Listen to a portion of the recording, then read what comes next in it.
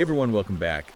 Today we're going to be taking a deep dive into this book, The Illusion of Feminine Progress, by Conrad Reicher. Oh, yeah. You sent this in, and it seems like you're really interested in, like how societal changes are impacting men, especially when it comes to this whole like red pill philosophy and stuff. Yeah, absolutely. I think this book is really interesting. It kind of, digs into some of the anxieties that men are feeling today. And it uses this really interesting concept of the red pill, just like in the movie The Matrix. Oh, right. That whole red pill, blue pill choice. And Riker uses that as this kind of metaphor for like waking up to the realities of like gender dynamics and Yeah. societal structure. Yeah, and I'm guessing that for a lot of the men who connect with the red pill idea, it's a lot about seeing how traditional masculinity seems to be maybe declining and how that's impacting their lives. Exactly. And I think Riker argues that society has become increasingly feminized. And he uses some really interesting examples to illustrate this point. Like, remember Fred Flintstone? Oh, yeah. The classic, working class dad. Yeah. And he compares him to male characters in shows like The Big Bang Theory. And he argues that the media often shows men as incompetent or even villainous these days. Okay, so how does this tie into this masculinity crisis that Riker talks about? Well, he suggests that men are struggling with their identity because those traditional roles that they used to have, like provider, protector, those things are being eroded. Right. And he even tells the story of Mike, this guy who was like a star athlete in school, but he just felt lost as an adult, like the world no longer valued his strengths. Yeah, and I think that's something that a lot of men can relate to. What's interesting is that he links this directly to men's mental health. Yeah. He brings up the statistic that men are 4 times more likely to commit suicide than women. Wow. Is he saying that that's all down to societal expectation? Well, I think a big part of his argument is that men are discouraged from being vulnerable or seeking help. That makes sense. It's like there's this pressure to be strong and silent, which doesn't really allow space for expressing emotions or, seeking help when you need it. Right. But is he saying that we need to go back to some old-fashioned idea of what it means to be a man? I don't think so. I think he acknowledges that things need to evolve. Okay. But he's highlighting the potential consequences of throwing out traditional roles and values completely. Yeah. I think he's saying we need to find a balance. That's a crucial point. Yeah. And it's not just personal lies he's talking about. He also claims that boys are being disadvantaged in the education system as well. Yeah, he even suggests that schools aren't designed for how boys learn best, and that there aren't enough positive male role models in education. He talks about this boy who thrived after switching to a single-sex school. Yeah, That's a pretty radical solution, isn't it? I mean, could that even work for everyone? that's a big question. And it leads to this bigger debate about whether the current system is really failing guys, and if so, what the alternatives might be. Now, he doesn't stop there. He goes on to say that there are systemic biases against men, especially in family courts. He even uses the Johnny Depp and Amber Heard case as an example of how accusations can impact a man's life. That's right. And he cites statistics suggesting that mothers are often favored in child custody cases. Wow. And that alimony can be a huge financial burden for men. It almost sounds like he's suggesting that there's this presumption of guilt against men in certain situations. He uses some pretty strong language here. Okay. He actually refers to it as a war against men. Wow. Playing out in courts, in the media, and even in everyday life. Wow, that's a powerful statement. I'm really curious to hear more about this war against men and how he thinks it's affecting society as a whole. Yeah. But maybe that's a good place to pause for now and pick it up in the next part. I agree. There's a lot to unpack here. Yeah. I think diving into the specifics of his argument will be really illuminating. Sounds good. We'll be back to dig deeper into the illusion of feminine progress after a quick break. So this war against men that Riker describes, it's really central to his argument. Yeah, I'm curious about that.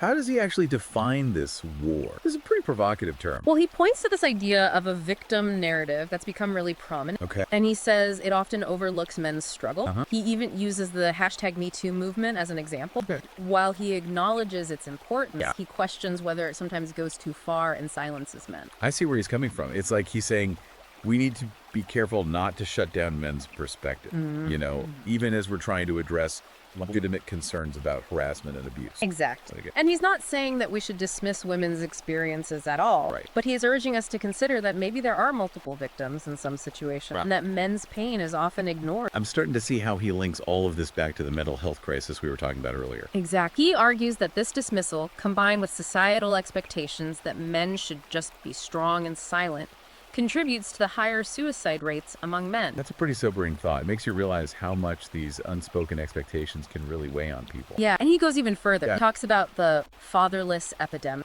and how growing up without fathers is affecting society, especially boys. What's his take on that? He connects fatherlessness to issues like crime, poverty, and even problems in education. He's a big advocate for fathers being more involved in their children's lives. You know, when you lay it all out like that, Yeah. it's pretty clear how he connects all these different pieces, you know, from individual struggles to societal trends. But so far, we've mostly focused on the problems. Does he offer any solutions? He does. He actually spends a good chunk of the book exploring what he calls the reclaiming of masculinity. Okay. I'm interested. What does that look like? Well, he talks about the importance of positive male role models, Okay. both historical figures like Theodore Roosevelt and modern day figures like Jordan Peterson. Those are some pretty diverse examples. Yeah, and it seems like he's saying that men need to step up and become leaders, mentors, and role models for the next generation. That makes sense. Yeah. But what about those broader societal trends he was talking about? Does he address those? He does, and this is where things get even more interesting. Okay. He dives into this concept called hypergamy, Okay. which he describes as women's natural inclination to seek out partners who have higher status resources and offer more protection. It's like that old saying, women want a man who can build a house, not just live in one. Exactly. And he even uses the Flintstones as an example, Wow. pointing out how Wilma is always pushing Fred to be more successful. So is he saying this is all women's fault? No, not quite. He argues that this drive is natural for women, Okay. but that it's been amplified by the feminist movement, which encourages women to focus on their careers and financial independence. I can see how that could create tension if men are feeling like their traditional roles are being undermined while also facing pressure to achieve more than ever before. It's exactly the conflict he highlights. Right. He suggests that this is leading to unhappiness for both men and women. Okay. Women are always striving for more, never feeling content, and men are feeling inadequate and resentful because they can't keep up. Wow, that's quite a cycle. But where does this leave us? What does Riker propose we do about all this? That's a good question, and it's something we'll delve into further in the next part. Okay. He doesn't offer simple solutions, but he does lay out a path for men to navigate this new landscape and reclaim their masculinity in a way that works for them. Sounds like we've got a lot more to cover. We'll be right back after a quick break to explore the solutions Riker proposes in The Illusion of Feminine Progress. All right, so we're back, and we're ready to unpack this final part of The Illusion of Feminine Progress. We've talked about, you know, the problems that Riker lays out. Right. This war against men and the challenges to traditional masculinity. Yeah. Now let's get into what he actually suggests men can do about it.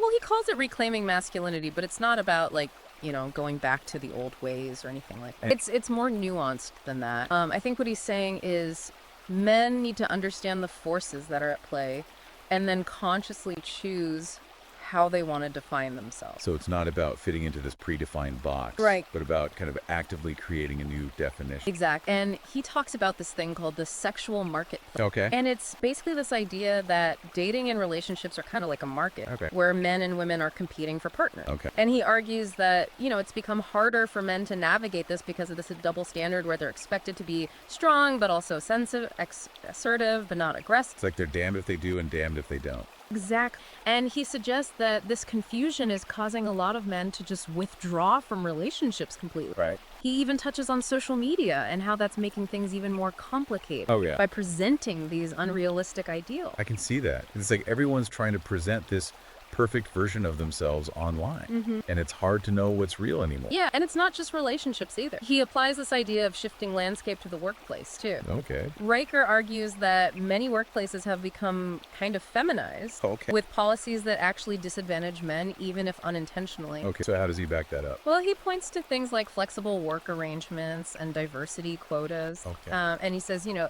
these were often meant to be positive changes, Right. but they've ended up pushing men aside, making it tougher to advance in their career. It's almost like the very things that were supposed to create equality are now creating a new kind of imbalance. That's exactly his point, and he talks about this growing number of men who are choosing to opt out of the workforce altogether Wow. because they feel like this system is rigged against them. That's a pretty extreme reaction. Yeah. Is he saying that men should just give up? No, not at all. He actually stresses the importance of men stepping up and taking on leadership roles, Okay. but in a way that's authentic to them, not just conforming to what society expects. So it's about finding that balance again. Like we were talking about earlier, embracing strength and assertiveness, but also compassion and empathy. Right. He seems to be advocating for a more holistic view of masculinity.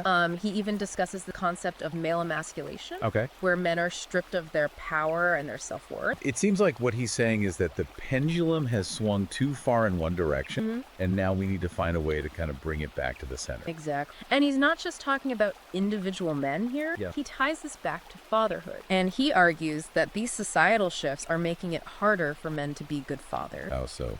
Well, he points to things like high divorce rates, single motherhood, and bias against fathers in family courts. Okay. And he's basically saying it's creating a generation of fatherless children, which leads to all sorts of problems for society. So what's the answer? How do we fix this? Well, he advocates for reforming the family court system to make it more fair for fathers Okay. and encouraging shared parenting. Oh. He also emphasizes the need for positive male role models, not just in families, but in society as a whole. It's interesting that he links all these seemingly disparate issues, from sitcom dads to family courts to the way men are portrayed in the media, and ties them all back to this core idea of redefining masculinity. Yeah, it's a pretty ambitious argument for sure, Yeah. but it definitely gives you a lot to think about. Absolutely. So for our listeners who are, diving into this topic, where do they go from here? Well, reading The Illusion of Feminine Progress is a great start. Riker offers a lot of food for thought. Yeah. And it's sure to spark some interesting conversation. You can find it on Amazon Kindle and Google Play Books. Awesome. Well, thanks for joining us on this deep dive. Yeah, thanks for having me. It's been a really fascinating conversation, and we hope you've come away with some new insights into this complex and ever-evolving topic.